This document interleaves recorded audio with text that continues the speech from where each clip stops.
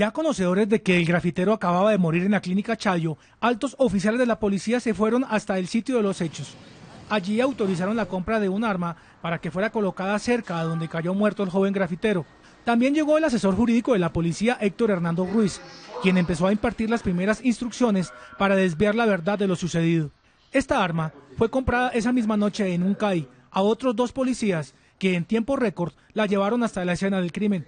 Así lo confesó el uniformado que acompañaba a la gente que disparó contra Diego Felipe, quien le contó la verdad. Y él me dice que él le compró una pistola por 500.000 pesos a un subteniente Tobar y al compañero de patrulla Tobar del primer turno. El mismo Alarcón me dice que ellos la fueron a disparar a un caño y por eso el doctor Ruiz llama al señor que estaba en la ventana para que bajara, mientras la patrulla del subteniente Tobar y su compañero de patrulla colocaban el arma de fuego. Yo asombrado le pregunto, ¿y mi coronel Arévalo permitió eso? Y Alarcón me responde que sí, que el coronel quería colaborar. Yo quedé sorprendido porque para esa época yo llevaba 7 meses en la policía y nunca había visto nada semejante. Ante la actitud de este patrullero, el abogado de la policía, Héctor Hernando Ruiz, lo increpa para que mienta y proteja a los altos oficiales que llegaron al lugar. Y me dijo, a ver, Rodríguez, lo que pasa es que aquí hay oficiales superiores que ya le colaboraron a Alarcón para evitar un escándalo, porque un muerto en el norte de Bogotá era un escándalo, y que ese testimonio no le servía, y que no fuera a nombrar a mi J2, coronel Vivas, que le manda a decir que ni siquiera lo nombre. Más tarde, el mismo abogado Ruiz presuntamente comienza a amenazarlo. Mijo, lo que pasa es que a un señor coronel o a un oficial superior le ha costado mucho su carrera y ellos no van a dejar que usted o Alarcón se lo dañen. Me dijo que no comprometiera a ningún oficial superior, o si no, tanto mi familia como yo corríamos peligro, en especial la de mi familia. Me quedé ahí como incrédulo. Por eso en las últimas horas este patrullero pidió protección a la fiscalía, pues las amenazas al parecer siguieron. Solicito protección para mi familia y para mí, porque los señores oficiales superiores son peligrosos.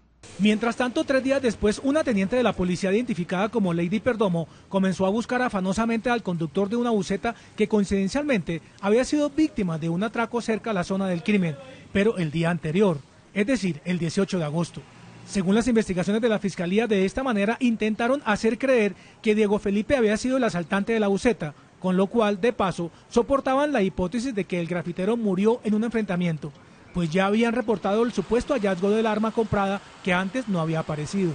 Estando en la casa me vuelven a llamar al celular y se identifica una señorita que dice ser la teniente Lady Perdomo, de la policía, y me dice que si por favor nos podemos ver en el 20 de julio, que ella necesita hablar conmigo personalmente. Eran más o menos las 4 de la tarde de ese 22 de agosto de 2011. Yo salgo hacia el 20 de julio en compañía de mi hijo y de mi esposa. Me encuentro con ella, la teniente Perdomo, en una cafetería y dice que a mí me toca poner la denuncia, porque yo no había puesto aún denuncio. Y es cuando en todo este escándalo aparece el general Patiño, quien entonces era el comandante de la policía Bogotá. Según el conductor, el alto oficial es quien lo convence de que ponga la denuncia por el atraco de la buseta y además le hace un regalito. Nos fuimos para el CAI del 20 de julio. Allá en el CAI esperamos como unos 10 minuticos cuando llegó una patrulla. De allí se baja el general Patiño. Ahí viene un agente uniformado joven y saca un computador portátil. Yo le di la denuncia. El general Patiño me dice, cuente todo cómo fue. Como yo iba con mi hijo, el general se puso a preguntarme por mi hijo, que si estaba estudiando, y saca 2 bonos de 100.000 pesos y se los regala a mi esposa para que comprara en el Éxito lo que quisiera. Según el conductor, fue la presión de la policía la que lo llevó a presentar la denuncia que antes no pensó hacer. Prueba de ello fue que con esos mismos datos me ubicaron el día 22 de agosto de 2011. Pues porque en principio yo no iba a colocar ninguna denuncia, ya me habían robado, ya que, pero ante la insistencia de la policía me tocó formular la denuncia. La sorpresiva presencia del general Patiño en el CAI, donde el bucetero fue convencido de que denunciara el atraco, fue corroborada varias veces por la Fiscalía, gracias a otro testimonio, el del patrullero que fue citado al mismo CAI a tomar la denuncia, precisamente a la misma hora en que estaba el general. Recuerdo que ya estaba por imprimir la denuncia y llegó mi J1, es decir, mi general Patiño. Fui a la panel por la impresora y cuando volví mi general Patiño estaba dentro del CAI con el señor denunciante y la teniente Lady. No me dejó entrar al CAI y me dijo que esperara que mi general Patiño estaba hablando con el señor. Pasados 5 minutos mi general Patiño salió del CAI y yo ingresé a imprimir la denuncia. Según los testimonios, una vez redactada la denuncia del atraco, el conductor de la buseta fue llevado a los medios de comunicación para que dijera que Diego Felipe fue quien lo atracó. Esta tarea presuntamente la cumplieron un coronel de apellido Blanco y un periodista de la oficina de prensa de la policía.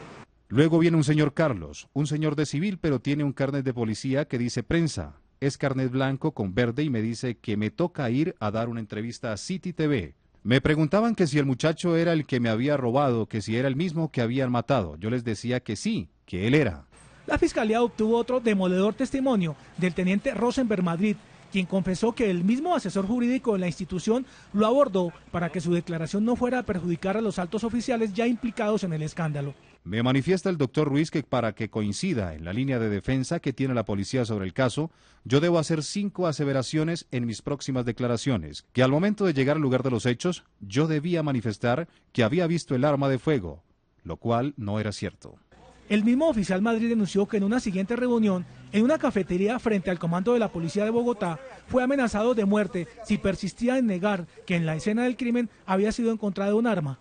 En esta reunión el señor patrullero Navarrete manifestó abiertamente la intención de matar a quien no declarara, como ya se había acordado, ya que según él no iría a la cárcel por un delito cometido por otra persona.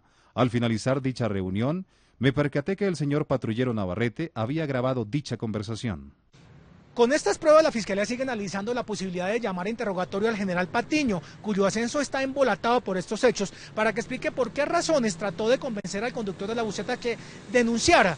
Además, por qué razón le regaló 200.000 pesos en bonos. Lo cierto es que la Fiscalía también va a involucrar a otros oficiales, incluidos coroneles, en los próximos días.